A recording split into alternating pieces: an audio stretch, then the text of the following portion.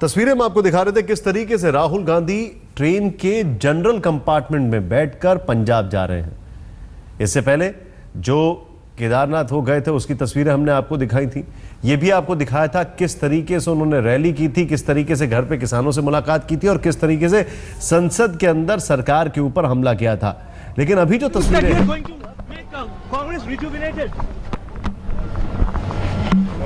Railway platform पर चलते हुए बगल में ज्योतिरादित्य सिंधिया और पंजाब का दौरा कर रहे हैं Rahul Gandhi.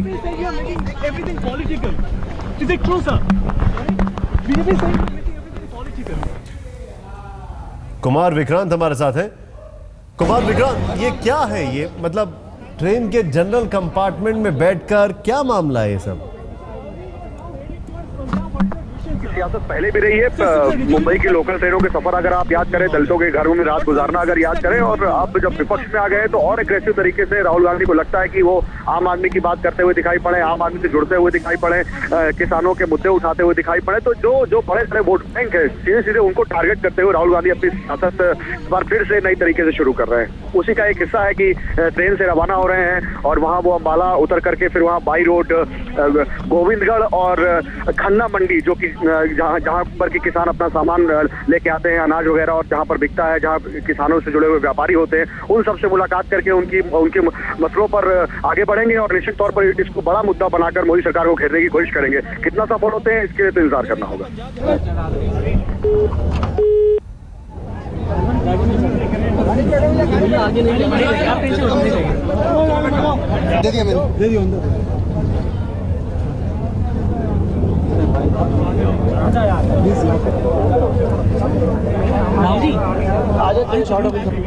I haven't decided yet. Depends वहाँ क्या हो रहा है, देख कर समझ कर फिर मैं डिसाइड करूँगा कि वापस आना है या वहाँ रहना।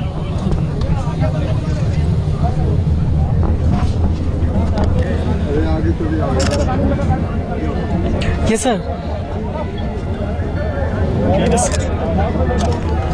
राहुल गांधी की तस्वीरें हैं ट्रेन के जनरल बोगी जनरल कंपार्टमेंट में बैठकर रवाना हो रहे हैं पंजाब, किसानों के लिए आवाज बुलंद करने के लिए। अब ये कोई भी समझ सकता है कि जनरल बोगी में बैठने का मतलब क्या है।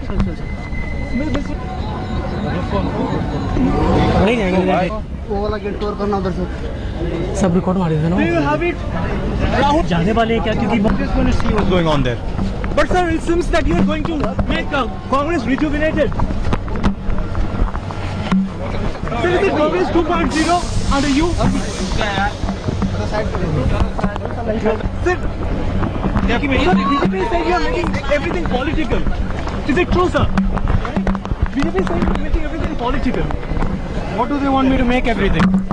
Non-political? Well, there you have it. But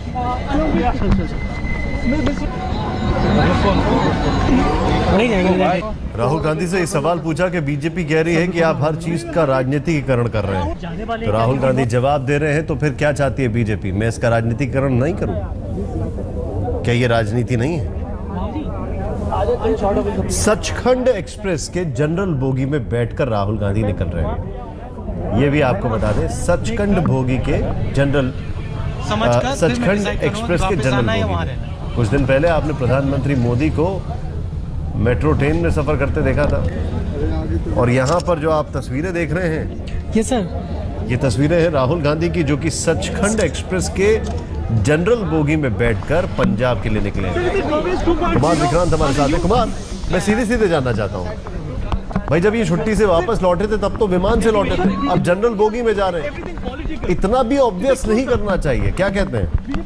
जी बिल्कुल, देखिए सियासत है, साफ तौर पर दिखाई पड़ रही है। राहुल गांधी खुद भी कह रहे हैं कि क्या मैं राजनीति ना करूं। उनको ये लगता है कि कहीं ना कहीं जब ऐसे मौकों पर जब वो किसान से मिलने जा रहे हैं, वहां पर किसान से जुड़े हुए व्यापारियों से मिलेंगे, किसान समितियों से मिलेंगे, तो एक अनुभव ये भी ले लिया जाए। तो कहीं ना कहीं उनको लगता है कि आम आदमी की बात करते हुए जींस टी शर्ट में वो युवाओं को आकर्षित करने के लिए और वहां पर जाके किसानों की बात करके, तो सारा जितना भी वोट बैंक है बड़ा, उस वोट बैंक को निशाने पर रखकर राहुल गांधी अपनी सियासत को आगे बढ़ा रहे हैं।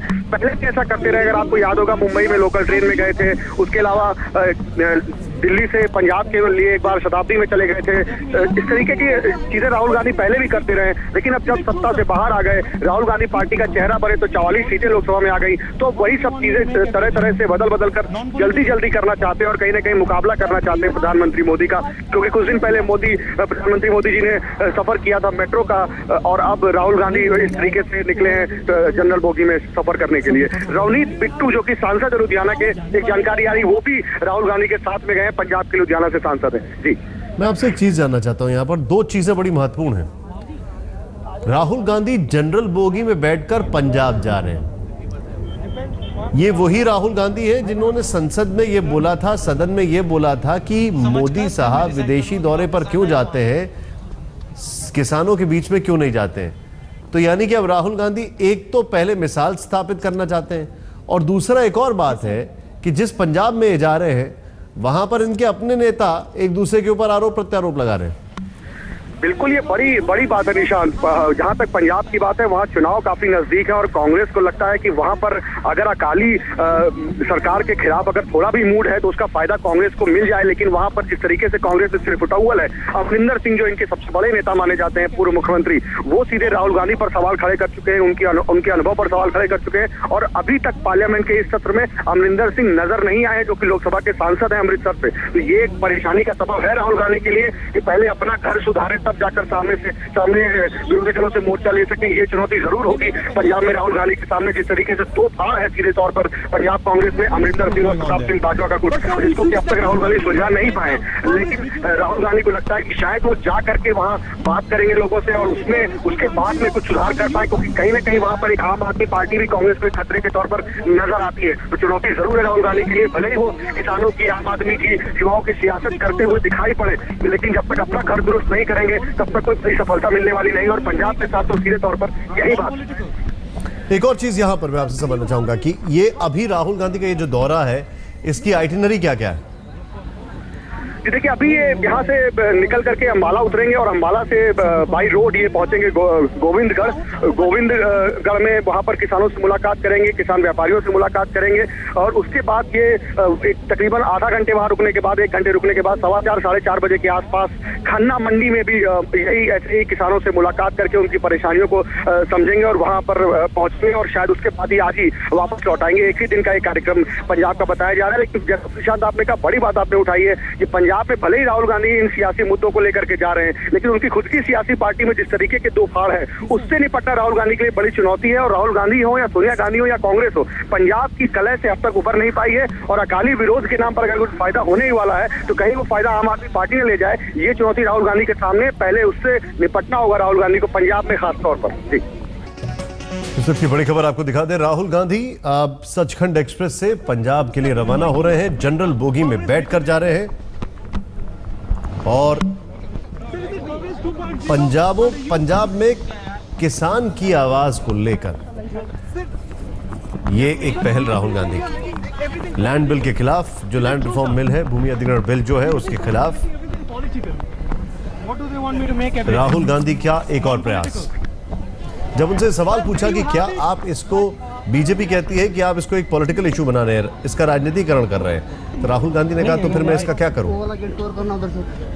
सब रिकॉर्ड मारे जाने वाले हैं क्या? क्योंकि जनरल बोगी में बैठे, बगल में ज्योतिरादित्य सिंधिया उनके, और पंजाब का ये दौरा। बीजेपी के शंबित पात्रा इस वक्त हमारे साथ हैं। शंबित पात्रा जी, क्या कहेंगे आप इस पर? नहीं, देखिए, जिस प्रकार से राहुल गांधी जी का एक एपिसोडिक पॉलिटिक्स रहा है, वो पूरे हिंदुस्तान ने देखा है। और पॉलिटिक्स में जो सबसे बड़ी क्वालिटी होता है, वो होता है कंसिस्टेंसी का, कि आप लगातार किस पिच पे खेल रहे हैं, किस पिच पे आप जनता के विषय में आवाज उठा रहे हैं। मगर कहीं ना कहीं हमने देखा है कि राहुल जी इज एंटाइटल, वो एंटाइटल है, जरूर अपने तरीके से अपनी राजनीति करें, मगर विषयों को उठाते हैं और उसके बाद विषयों पर दमन कर देते हैं। कलावती जी के घर भी इसी तामझाम के साथ वो गए थे, वहां उन्होंने कुछ वक्त भी गुजारा था। मगर आज हम पूछना चाहेंगे कि क्या कलावती जी के साथ किसी प्रकार का अन्याय किया? क्या वो जानते हैं आज कलावती जी किस परिस्थिति में है? अगर वो नहीं जानते हैं तो स्वाभाविक रूप से वो केवल एक फोटो अपॉर्चुनिटी के रूप में कलावती जी के घर गए थे, और ठीक उसी प्रकार से कहीं न कहीं किसानों को भ्रमित करके एक फोटो अपॉर्चुनिटी के रूप में इस्तेमाल करने का प्रयास है। नहीं, तो मैं आपसे एक चीज जानना चाहता हूं कि अगर वो ना करे, विदेश दौरे पर रहे, तब आवाज उठाई जाती है। अगर वो अपने किसानों के बीच में जा रहे हैं तब भी बीजेपी को आपत्ति है। तो आपत्ति तो हर चीज से है मतलब। नहीं, देखिए, बीजेपी को किसी चीज से आपत्ति नहीं है। बीजेपी का काम है सत्य को जनता के सामने रखना। वो विदेश जाते हैं, वाइस प्रेसिडेंट तो पार्टी के हैं ही, उसके साथ कोई सांसद भी हैं, तो स्वाभाविक रूप से ये प्रश्न उनके संसदीय क्षेत्र के लोग भी पूछते हैं और बाकी दल भी पूछते हैं कि आखिरकार बिना बताए एक वाइस प्रेसिडेंट और एक सांसद 2 महीनों तक कहाँ है।